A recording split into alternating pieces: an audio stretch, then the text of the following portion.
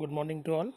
Myself Dixit S. Tandel, working as a lecturer in Mechanical Engineering Department from Vallabh બુદ્ધિ polytechnic Navsari. તો આજે આપણે strength of material subject જેની અંદર આજે આપણે unit 4 bending stresses in beam.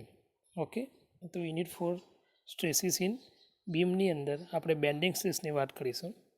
તો બેન્ડિંગ સ્ટ્રેસની અંદર આપણે આગળ જોઈ ગયા પ્રમાણે અલગ અલગ આપણે એની ડેફિનેશન જોઈ ગયા. ન્યુટ્રલ એક્સિસ કોને કહેવાય એ જોઈ ગયા. પ્યોર બેન્ડિંગ એટલે શું એની વર્ષે પણ આપણે ચર્ચા કરી છે. તો એના પછીનો જે ટૉપિક આવે છે એ ઇમ્પોર્ટન્ટ ઇક્વેશન. ઓકે, તો બેન્ડિંગ થિયરીની જે ઇક્વેશન છે એ મોસ્ટ ઇમ્પોર્ટન્ટ છે એક્ઝામ્પલ માટે પણ અને એક્ઝામમાં પણ. ઓકે, તો એક્ઝામ્પલ માટે તમારે જે ઇક્વેશન યાદ રાખવાનું છે બેન્ડિંગ થિયરીનું એ આ રીતે છે: M/I is equal to F/Y is equal to E/R. Okay, તો બેન્ડિંગ થિયરી જે ઇક્વેશન છે એ એક્ઝામની અંદર વારે ઘડીએ 2 માર્કમાં પૂછાય છે.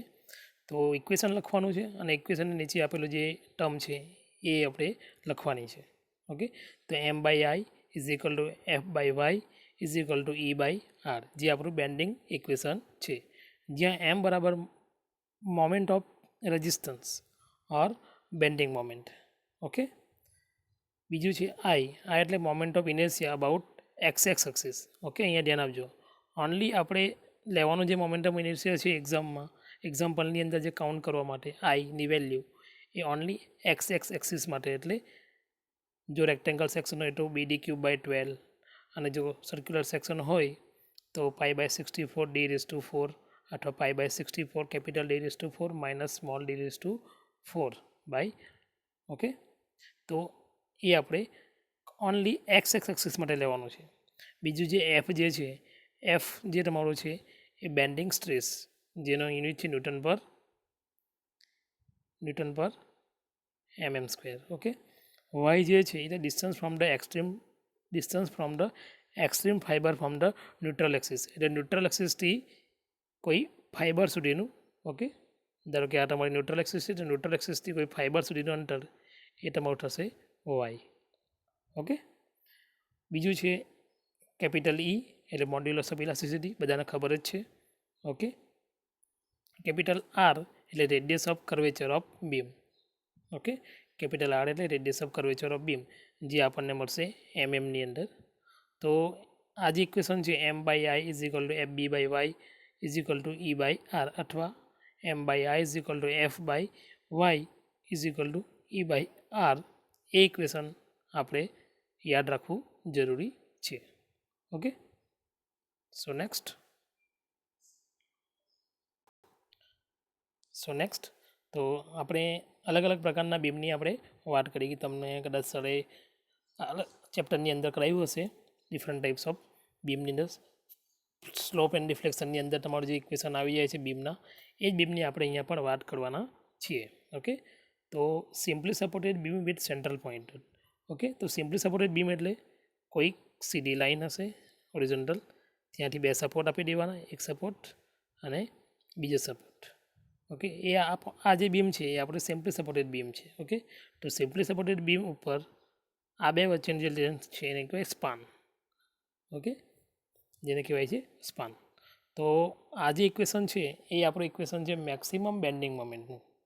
ઓકે, યાદ રાખજો, મેક્સિમમ બેન્ડિંગ મોમેન્ટના ઇક્વેશન આપણે 4 પ્રકારના બીમ માટે ફાઇન્ડ આઉટ કરવાના છે ને એ 4 પ્રકારના બીમ માટે આપણે ફાઇન્ડ આઉટ કરીશું અને એ ઇક્વેશનને આપણે રિમેમ્બર યાદ રાખવું પડશે. ઓકે, તો અહીંયા પહેલું ઇક્વેશન જે છે simply supported beam with central point load, એટલે સેન્ટ્રલ પોઈન્ટ એટલે capital W. Okay, capital W. તો આ આપણું છે જે બીમ છે એ simply supported beam with central point load. તો આ જે બીમ માટે જે તમારે ઇક્વેશન જે ફાઇન્ડ આઉટ કરવાનું છે એ પોઈન્ટ A અને પોઈન્ટ B. તો આપણે જે બેન્ડિંગ મોમેન્ટ ફાઇન્ડ આઉટ કરીશું એટલે પોઈન્ટ C આગળની.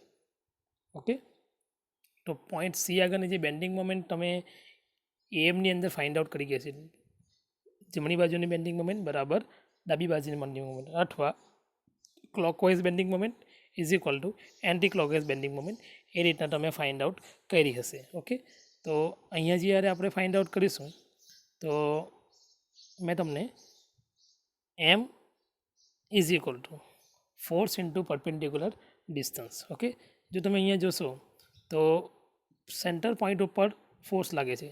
ઇટ મીન્સ કે જે પોઈન્ટ ઉપર જે ફોર્સ લાગે છે એ બંને છેડા ઉપર અડધા ભાગમાં વેચાઈ જશે અને જે ટોટલ લેન્થ જે છે એ તમને મળશે L/2 અને L/2 અને બીજી તમને લેન્થ મળશે બીજું તમને લોડ મળશે W/2. ઓકે, કેમ કે તમારો જે લોડ જે છે એ વેચાઈ જાય છે.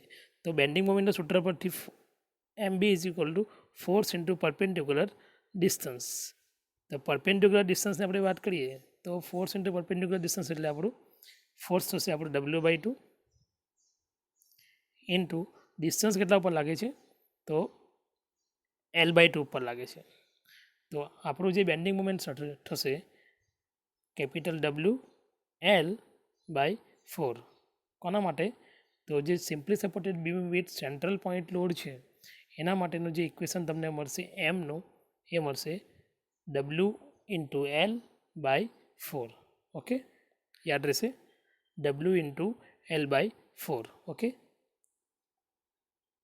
તો જે આપણું ઇક્વેશન મળશે અહીંયા તો એમ એટલે maximum bending moment is equal two capital W/L/4. આ તમારું એક ઇક્વેશન પહેલાં માટે. હવે બીજા માટે જોઈએ તો અહીંયા તમને એક સિમ્પલી સપોર્ટેડ બીમ આપેલો છે અને સિમ્પલી સપોર્ટેડ બીમ માટે તમને વેલ્યુ આપેલી છે કે UDL ઓન એન્ટાયર સ્પાન. એટલે કે એક સિમ્પલી સપોર્ટેડ બીમ તો આપેલો જ છે તમને, એટલે કે એક સિમ્પલી સપોર્ટેડ બીમ છે, બે છેરા. ઓકે, બે રિએક્શન આપેલા તમને, એના પોઈન્ટ A અને પોઈન્ટ B અને એ બીમ ઉપર એન્ટાયર સ્પાનમાં UDL એટલે આ રીતના. ઓકે, એન્ટાયર સ્પાનમાં તમને આપેલું છે UDL. ઓકે, તો જ્યારે તમે simply supported beam with UDL, જ્યારે સિમ્પલી સપોર્ટેડ બીમની સાથે તમને જો UDL આપેલો હોય ત્યારે તમે કેવી રીતના maximum bending moment find out કરશો એ આપણે હવે વાત કરીશું. ઓકે, તો જોઈએ તો આપણે વાત કરીએ મેક્સિમમ બેન્ડિંગ મોમેન્ટ.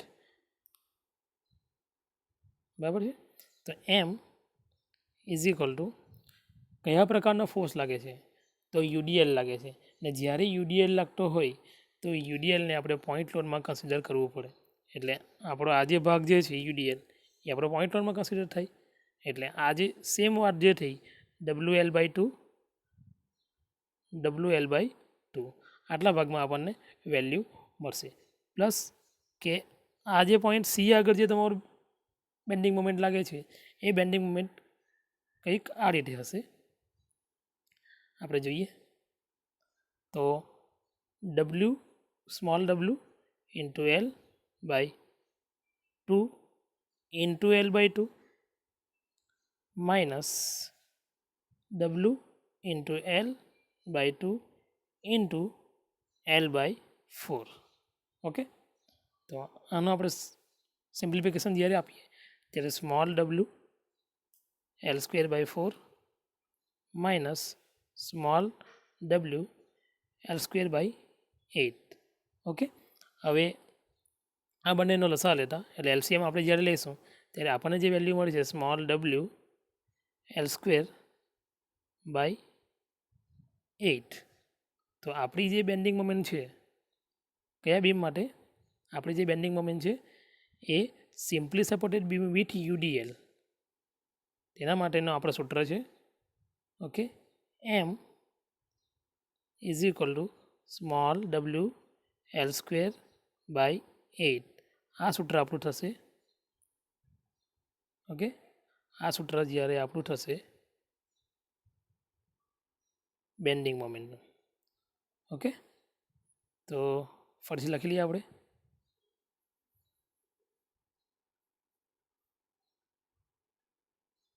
ઓકે, તમારે યાદ ખાલી રાખવાનું છે આટલું જ.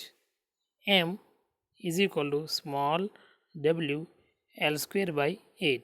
ક્યાંથી આવ્યું છે એ તમારે યાદ રાખવાની જરૂર નથી. તમારે ખાલી આટલી વસ્તુ યાદ રાખવાની છે. કોના માટે, કયા બીમ માટે? તો આ જે આપેલું છે એ સેન્ટ્રલ માટે એટલે એને કેપિટલ લીધું છે, અને જ્યારે યુડીએલ આપેલું હોય ત્યારે સ્મોલ ડબલ્યુ આપણે કન્સિડર કરીશું. ઓકે, ધેન નેક્સ્ટ નંબર 3 નંબરની જ્યારે વાત કરીએ આપણે, આ તમારો 4 નંબર છે. તો 3 નંબરની જ્યારે આપણે વાત કરીએ તો cantilever beam with point load at free end, કે કેન્ટિલીવર બીમ આપેલું છે એટલે એક છેરો એનો ફિક્સ હશે. જ્યારે પણ કેન્ટિલીવરની વાત કરીશું ત્યારે એનો એક છેરો ફિક્સ હશે. ઓકે, તો bending moment M is equal to force into perpendicular distance એટલે W into L. Cantilever beam with point load એટલે capital W into free end, કયા છેરા ઉપર, જેનો ફ્રી છેરો છે એના ઉપર લોડ લાગે છે, એટલે તમારી ઇક્વેશન થશે M is equal to W into L, maximum bending મોમેન્ટનું. એ જ રીતે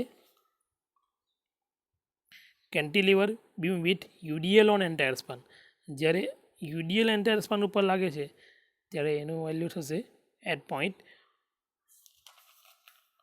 એ આગળ, તો સ્મોલ ડબલ્યુ એલ સ્ક્વેર બાય 2. ઓકે, તો તમારે આ જે 4 ઇક્વેશન છે એ 4 ઇક્વેશન પ્લસ જે પહેલું જે ઇક્વેશન કરાવ્યું છે M by I is equal to F by,